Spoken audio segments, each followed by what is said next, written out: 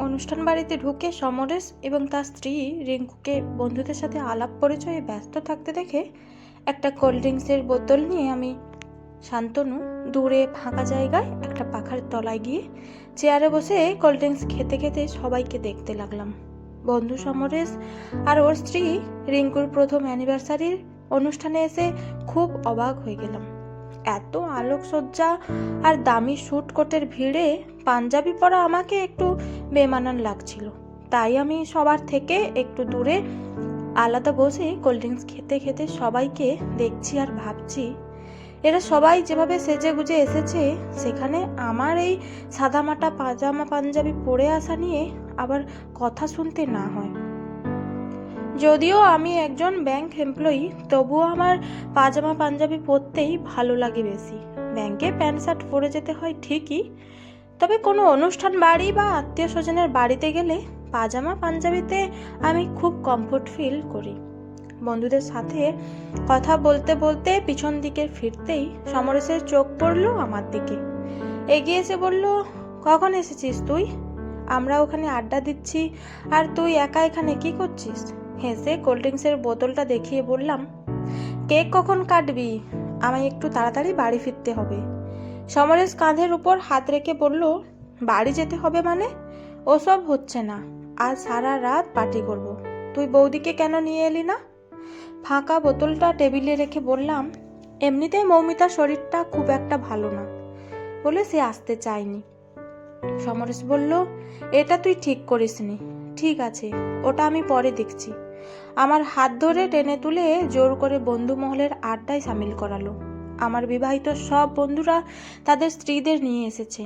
এক বন্ধু আর এক বন্ধুর স্ত্রীদের সৌন্দর্যের প্রশংসায় খুব ব্যস্ত। দিলীপ রিঙ্কুকে দেখে বলল, ওহ বৌদি, আজ আপনাকে খুব হট লাগছে।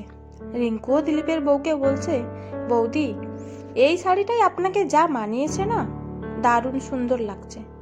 সুবীর আরও এক ধাপ এগিয়ে রিঙ্কুকে বলল, সত্যি বৌদি, আজ আপনাকে দেখে আমার মাথা খারাপ হবার জোগাড়।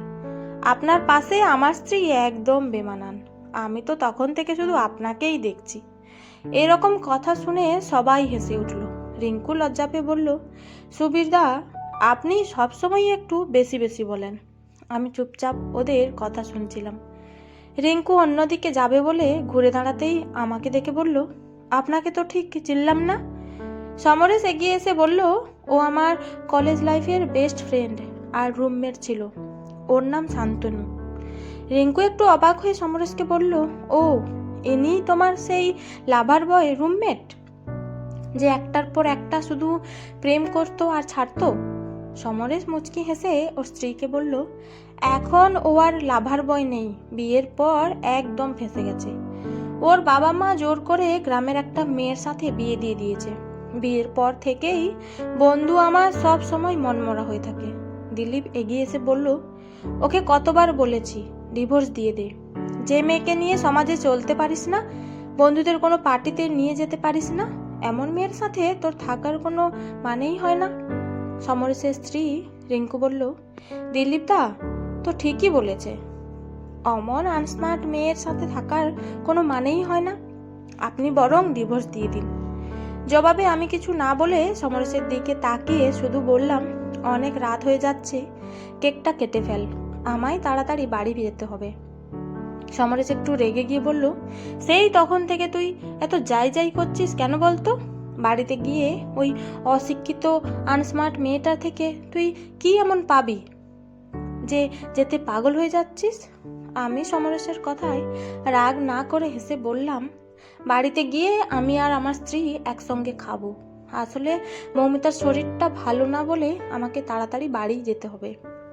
আমার কথা শুনে দিলীপ ঠাট্টা করে বলল, তুই কি আমাদের সেই কলেজে লাইফের শান্তনু না অন্য কেউ? কয়েক সেকেন্ড চুপ করে থেকে দিলীপের দিকে তাকিয়ে হেসে বললাম, তোরা হয়তো জানিস না, অবশ্য তোদের না জানারই কথা বলে বলতে লাগলাম, শান্তনুর মন মানসিকতা পাল্টাতে শুরু করেছিল বিয়ের পর থেকে। ফুলসজ্জার পরদিন সকালে আমার স্ত্রী মৌমিতা যখন স্নান করে শুদ্ধ কাপড়ে সূর্য প্রণাম করে গীতা পাঠ করছিল, আমি চোখ বন্ধ করে শুয়ে থাকলেও শুনতে পারছিলাম সবই। সে আমার উদ্দেশ্যে বলল, মানুষের ঈশ্বরের উপর বিশ্বাস থাকা উচিত। এখনো শুয়ে আছেন? উঠুন, সূর্য উঠে গেছে। তখনও শুয়ে আছি দেখে সে বলতে লাগলো, আপনি উঠে সূর্য প্রণাম করে মন্ত্র উচ্চারণ করুন, দেখুন ভালো লাগবে।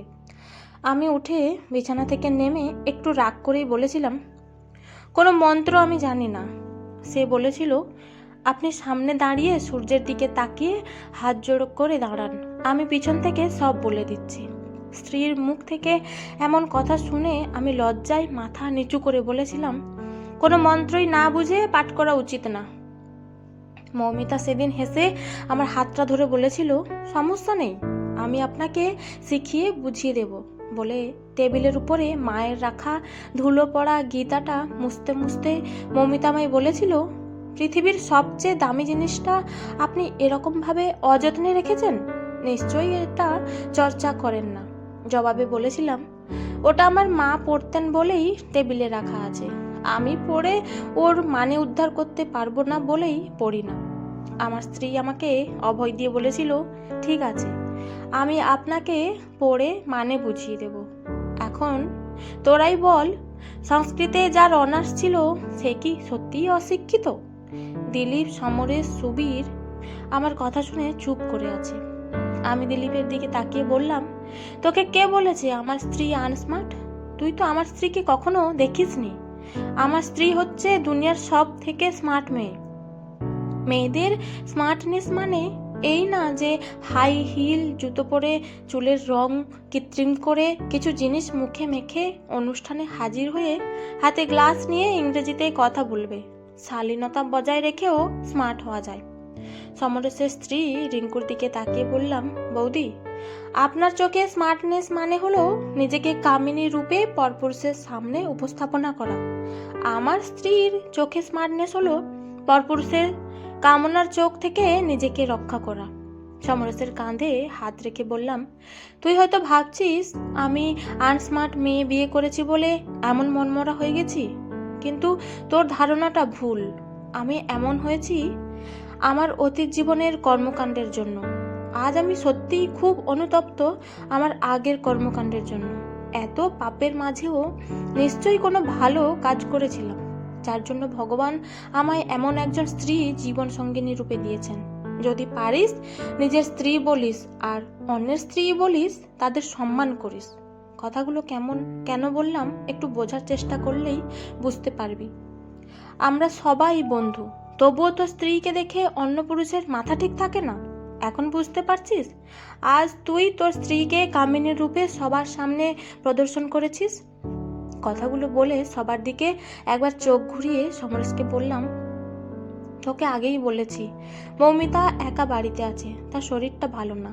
তুই কেক কাটবি নাকি আমি চলে যাব? কলিং বেল বাজাতেই আমার স্ত্রী মৌমিতা দরজা খুলে এক গাল হেসে বলল, তোমার দেরি হয়ে গেল যে বড্ড। আমি খাইনি বলে সমরেশ জোর করে দুটো পার্সেল হাতে ধরিয়ে দিয়ে বলেছিল, তুই কিছু মনে করিস না, সবটা না জেনে অনেক কিছু বলে ফেলেছি। তবে বৌদি এলে তার সঙ্গে আলাপ করতে পারলে খুব ভালো হতো। তুই যখন এখানে খেলি না, তখন অন্তত বাড়িতে গিয়ে খাস। আর বৌদিকে বলিস সামনের রবিবার আমি আর রিঙ্কু ওনার সাথে আলাপ করতে যাব। প্যাকেট দুটো হাতে নিয়ে ঠিক আছে আসিস বলে চলে এসেছিলাম। পার্সেল দুটো মৌমিতার হাতে ধরিয়ে দিয়ে বললাম, তুমি যাওনি বলে সমরেশরা খুব করে বলেছিল। পার্সেল দুটো নিয়ে মৌমিতা রান্নাঘরের দিকে যেতে যেতে বলল, তুমি বলনি আমি প্রেগনেন্ট? পরিবেশ পরিস্থিতি সেরকম ছিল না বলে আর বলিনি। তাছাড়া সব বন্ধুরা এক জায়গায় হয়েছিলাম তো, তাই একটু দেরি হয়ে গেল বলেই বললাম। সমরেশ বলেছে সামনের রবিবার ওরা তোমার সাথে আলাপ করতে আসবে। মৌমিতা ডাইনিং টেবিলে প্লেট পেতে তাতে পার্সেল থেকে খাবার বার করে রাখতে রাখতে বলল, তাহলে তুমি সমরসদাকে বলে দিও লাঞ্চটা যেন আমাদের সাথেই করে। মৌমিতার কথার উত্তর না দিয়ে একটা জলের বোতল মৌমিতার প্লেটের পাশে রেখে হাত ধুয়ে এসে বললাম, অনেক রাত হয়ে গেছে, বসে পড়ো।